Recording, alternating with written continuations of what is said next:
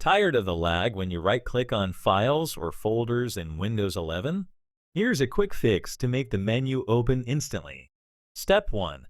Open Command Prompt as administrator. Click the Start button, type CMD, then right-click on Command Prompt and select Run as Administrator. Click Yes when prompted. Now paste the following command and press Enter. reg.exe add q software class escalset h6k1e034a4e8b50950c905b2e2 in proc server 32/f/v. You can simply right-click inside the command prompt to paste the command. Step 2. Restart Windows Explorer. Press Ctrl plus Shift plus S to open Task Manager. Under the Processes tab, find Windows Explorer. Right-click it and select Restart. Once it restarts, try right-clicking again. You should now see the classic context menu open instantly without any lag.